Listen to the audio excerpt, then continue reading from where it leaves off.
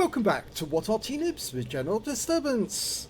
This is the GW Panther, the GW Panther, the Tier 7 German SPG. This one's located on the south spawn of Murovanka and it's under the command of 15JG52Brauer.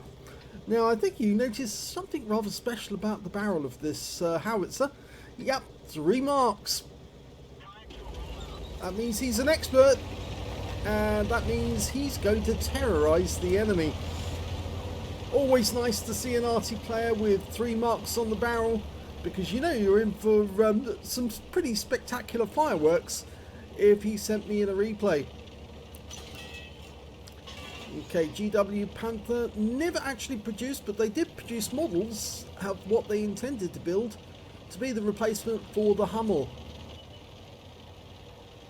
Making his way over to the west side of the map, carefully making sure that he doesn't knock down any trees in the way.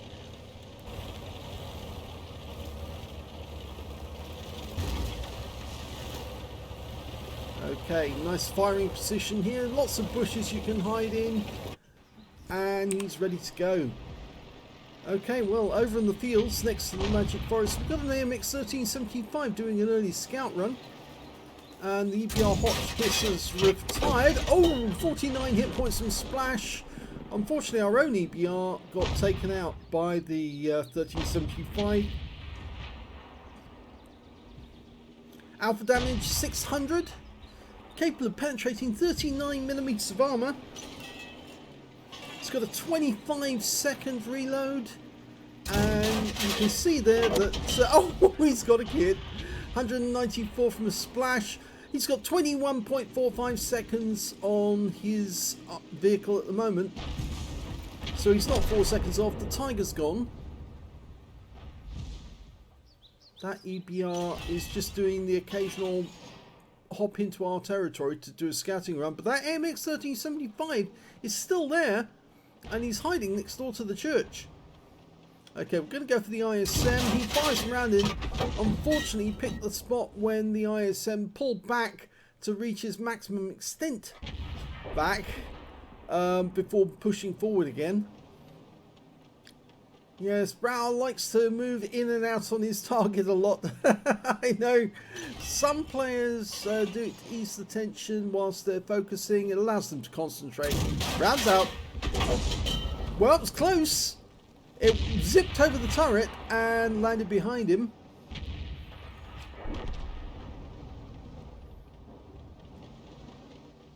The next target is a priority one. It's the IS-3A. It's a tier 9 game. He's tier 7, so he's bottom tier, which means he'll earn extra XP for all the higher tier 1s he hits. And yet again, he got nothing out of that because it zipped over the engine deck of the ISM and landed behind him once again. It won't be always like that for him. Yes, he does have 3 marks. I have checked that. Rounds out. That's better. That's an actual hit. Didn't pen, but he did get a hit. He's changed position just slightly. And the IS-2's gone. Okay, the IS-3A's suddenly appeared. He's missing some hit points. I'm wondering actually if he got splashed by some of those rounds. Rounds out, blind shot. Okay, it was in the general vicinity. Now he's almost at the edge of the map. I've taken down the map walls. I know sometimes people actually like having those walls to actually tell them where they are. But sometimes it's much better not to have the walls, especially if you're doing graphics for the header on videos. Okay. Object 257 dialed in, rounds out, and he changes position straight away. And he looks like he didn't hit him.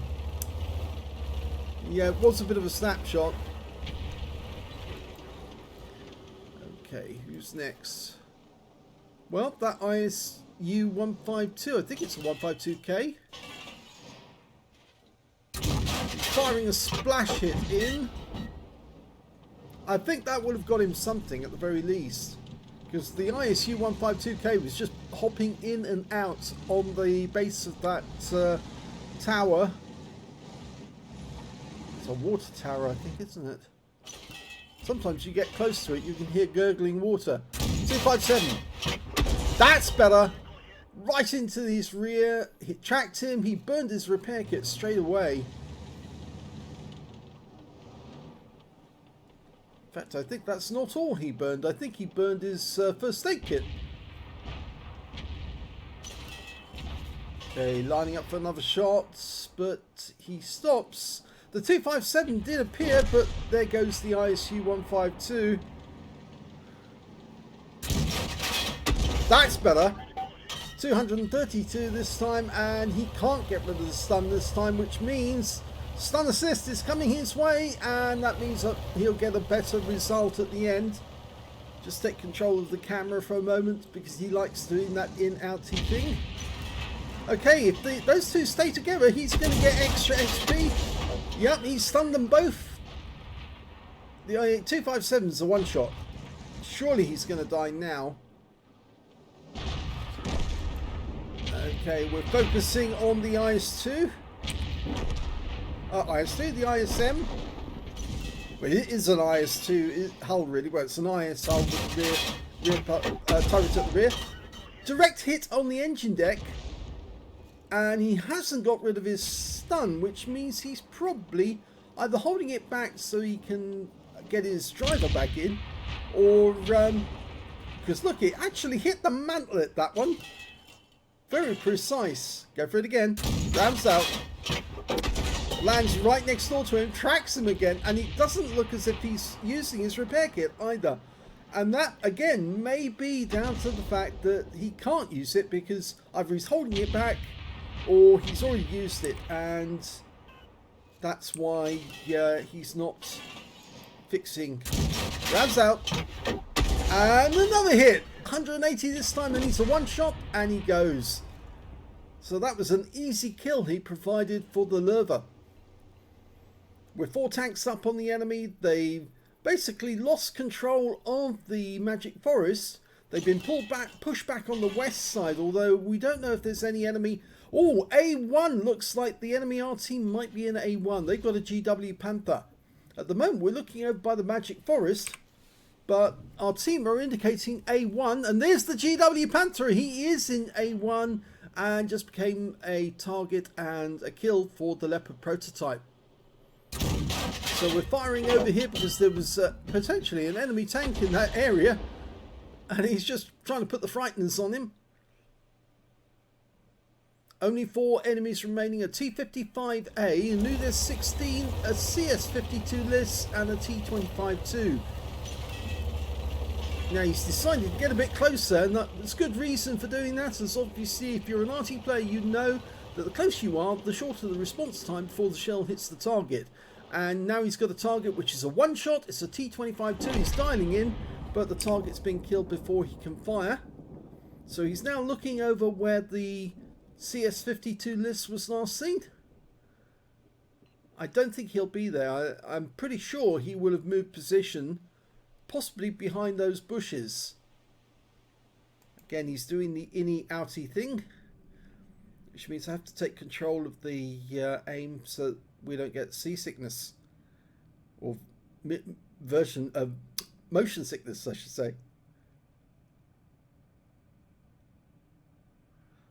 Okay, the Liberté is going down the top of the A row, and we're now looking in the bushes at the back, but oh, one's been spotted, and it's the Udas.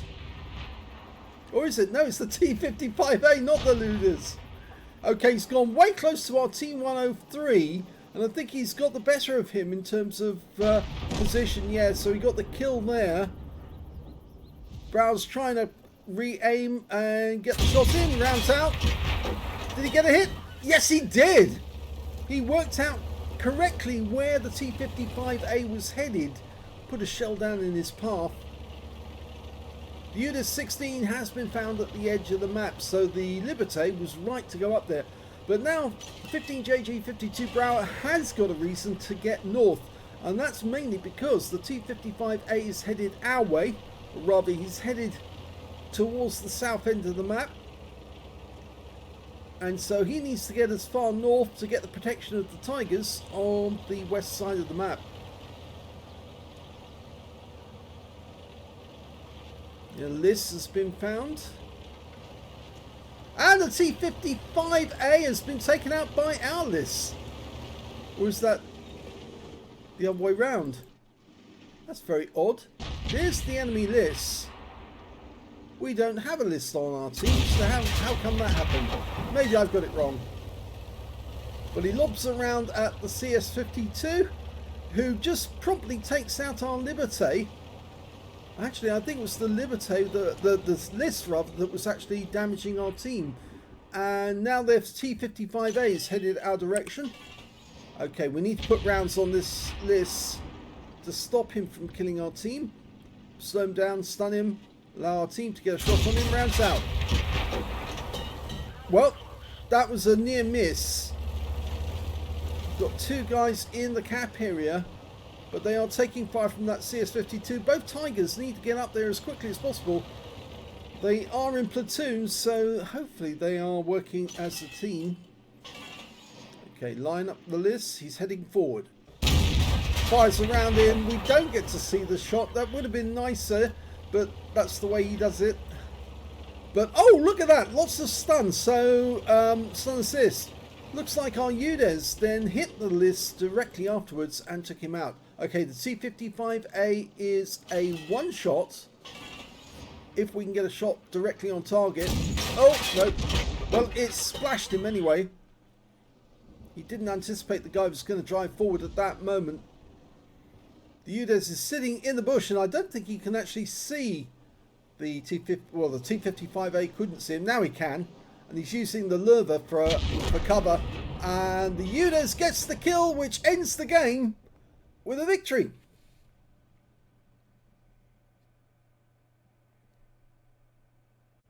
The end of the first battle, it's an ace tanker for 15JG52Brauer in the GW Panther. Yes, he actually managed to rack up not just enough damage, but also enough stun assist to make the difference. He got a Bruiser medal for getting at least 5 critical hits, in fact he got 11. And he got a Confederate medal for hitting more of the enemy than anyone else on his team. In fact, he didn't get a kill in the game, but that actually helped him to get the Confederate. His win rate from the battle, 2,870, which is Unicum standard. So let's have a look at team score and see where he was. Well, the highest damage in the game actually went to that T55A, the reward tank. He actually picked up a high caliber and a defender, so he must have got a reset. 4,756 hit points went to him. The second highest scorer was the Leopard prototype on our team with 3,775, followed by the Udez with 3,196. And he picked up a Top Gun. And when it came to 15JG52Brauer, he got the next highest after these lists on the enemy team. So there are actually 2 on the enemy team, 2 on his own team ahead of him. That puts him in 5th place. 2,593 hit points of damage. When it came to kills, it was Udez who got the highest with 6 kills, including the last kill of the game. 4 kills went to the T55A, 2 kills went to the Leopard prototype, T55A on our own team and the lists. And I'm afraid 15JG52Brauer didn't get a kill, but as I said, that actually gave him a Confederate. When it came to base XP, he's in 2nd place because the Udez got 1,404, Brauer got 1,281, and the 3rd highest went to the Leopard prototype with 942. He fired 21 rounds, got 8 direct hits, no penetrations, but 19 splash. Damage of 2,593 hit points, all of it at more than 300 meters. Damage 7 of the enemy, didn't get any kills, but he did get 2,458 hit points of stun assist off 19 stuns, and that gave him a combined damage of over 5k, so not bad actually. Well, just under 5k, but yes, no, it is over 5k. What am I saying? And that was off 19 stuns, so it shows he was making his shots count, and he was actually getting stuns, and people were then shooting the enemy tanks. 61,784 credits for the game after repair and ammunition resupply and consumables. He actually ended up with a profit of 18,264 credits. If he'd been on a free-to-play account, he would have made a loss. 1,921 XP times 2 for the first victory, 3,844 for mission completion, 7,687 experience points altogether. So for the first game, yeah, for the guy who thought I was cheating, that happens just so many times. It does to me as well. People will contact me and say, I know you're cheating. But how can an Arty cheat? I mean, how? Honestly, we're manually aimed. We have to use either the battle assistant, or we use the overhead view. But how can we cheat? There's no auto aim for us. We have to do it ourselves. Yes, we can auto aim onto a target to lock onto a target if the target gets close, but that's only so that our gun will follow the tractor target, and so that when they get really close we can shotgun them. But virtually all the time Arty are manually aiming, so yeah, difficult to cheat. I don't know how he thought 15JG52Brauer was doing that. Anyway, let's have a look at the second battle. For the second battle, 15JG52Brauer is in the 212A, the Soviet Tier 9 Arty, and we're on the north spawn of Mountain Pass. Game on. Well, in this one he's got 2 marks of excellence, but the GW Panther alongside him has actually got 2 marks as well. Yet again, it's a Tier 9 game with Tier 7 Arty in it, or well, there is 2 Tier 7, but only 1 on our team. He's elected to go to this side of the cap area, and that's mainly probably because he wants to hit the ice road.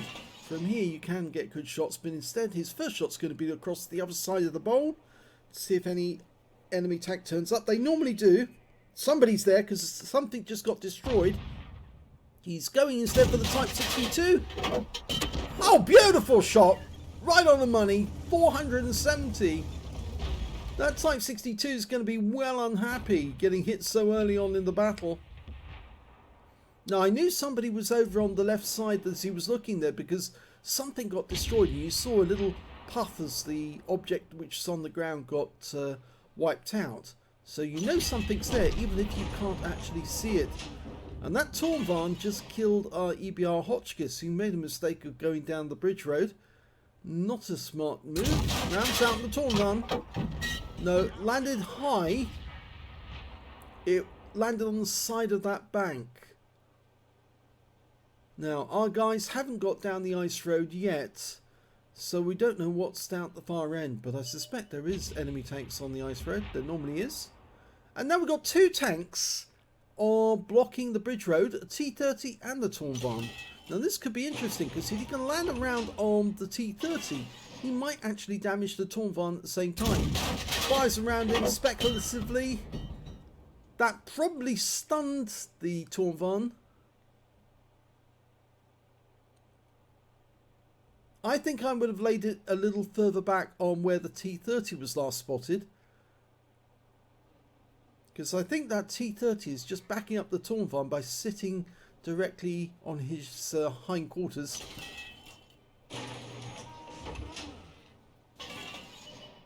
Oh, AMX 1375. Bad place to be, AMX. That happens. That's a pen. Perfect shot. Yep, that makes him realise, yes, he is sitting on the quarter of that Tornvarn. So if you aim for the quarter of the Tornvarn, you're probably going to splash him and hit the T-30 bang on. And the GW just got a hit on the T-30 as well. Nice penetrating shot on the AMX 1375. 823, it's all he had left. 900 Alpha.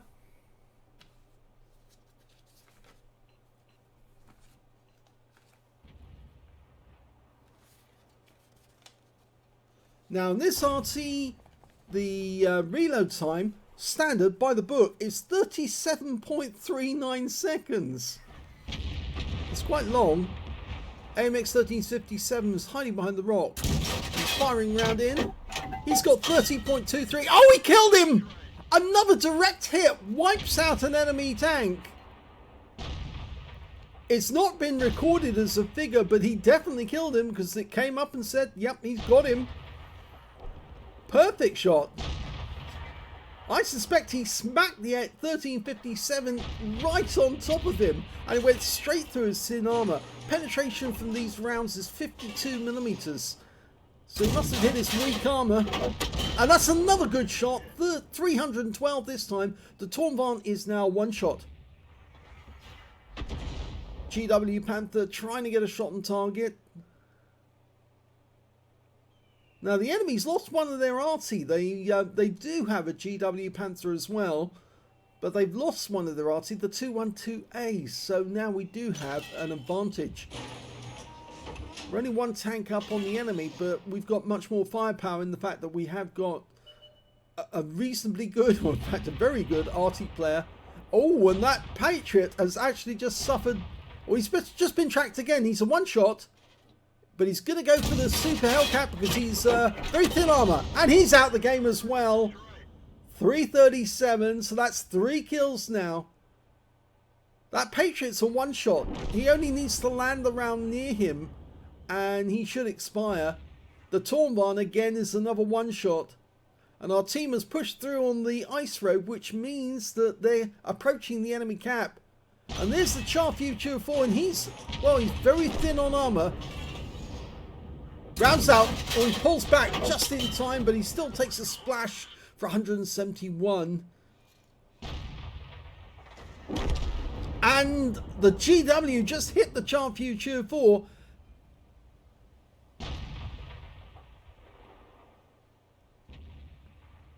Okay, can you get a kill shot? A few seconds to go. That's why we use the digital readouts for the loading, because it's so much easier to know exactly when your round's going to be ready. Round's out. There should be kill. Yes! Got him. 4 kills. He's getting close to a Top Gun. There's still 6 enemies out there.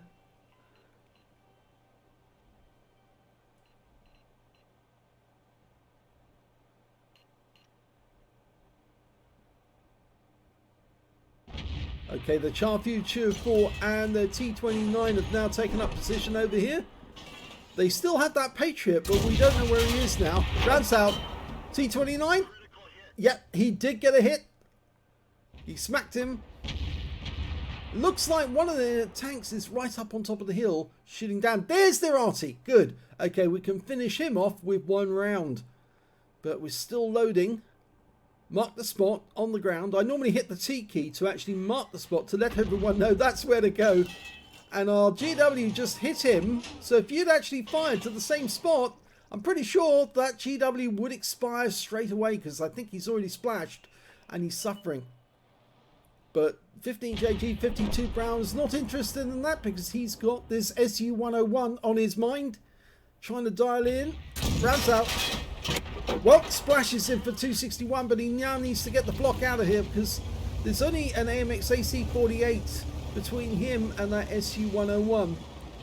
GW Panther is setting up for a shotgun as well. At least we will get warning when he's about to arrive. The enemy's now 2 up on us. And the SU-101 is engaging the AMX AC-48.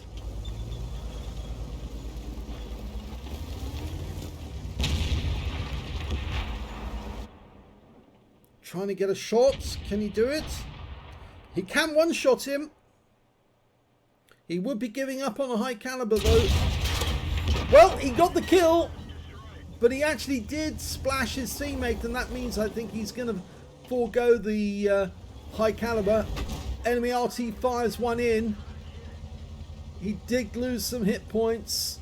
Again, this shows that it probably would have been better if he'd aimed for the GW, because I'm pretty sure he would have killed that guy, because the next round that went in would have finished him off.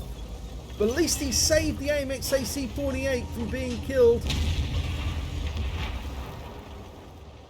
Okay, so we've got the T-30 down the ice road, blocking him from there, and then here comes another RT round.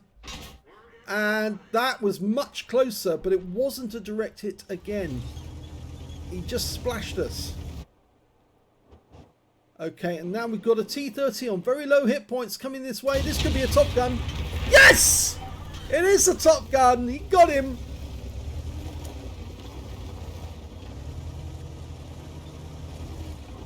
Okay, we lost the AC-48 though, which means now it's 3 against 4. And here comes another Arty round. Yeah, I think he's starting to regret not taking out that GW Panther.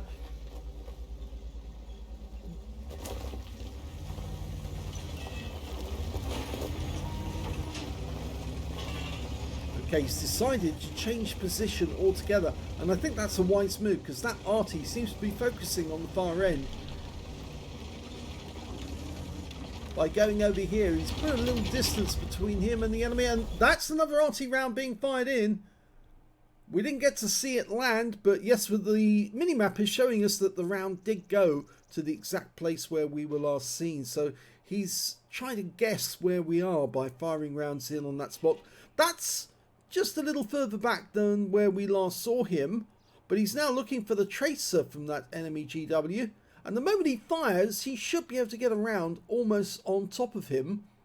And we might see how much in the way of hit points he has. There he is. He has got a very low amount. Rounds out. This should kill. Well, we were spotted. We didn't get the kill, but we were spotted. And we were spotted by the T-29 and we're in reload. So he's doing his best to hide from the T-29.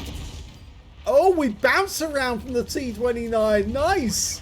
Okay, now he's going to try and shotgun this guy before he reloads. Do it. Yep, gets the shotgun in for 442.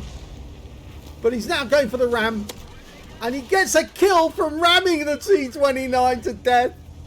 Well, the 212A is based on the heavy tank. And we've won the game. Oh my gum. Here's the end of battle results, and that was an ace tanker game for 15JG52Brauer in the 212A. Not his first ace tanker, he's had them before, but a very good result. He also managed to get a bruiser medal for getting at least 5 critical hits. In fact, he got 15. A gauze medal for doing more damage than 8 times the hit points for his own vehicle. He did get the high caliber in the end. It didn't disqualify him by splashing his teammate. I think he put the shell far enough back that it didn't actually cause any significant damage to his teammate in that moment. And he also picked up a top gun for getting at least 6 kills. In fact, he got 7 because he ram killed the T-29 at the end of the game. He remembered that the 212A is based on a heavy tank, so a heavy tank can ram another heavy tank without losing an appreciable amount of hit points. What we didn't see at the end of that battle was the fact that the T-29 killed the enemy GW Panther before our shell arrived. So he was going up the hill just as 15JG52Brauer fired his howitzer at him. And that's why we didn't see a result. We didn't see any damage because the GW Panther was already dead.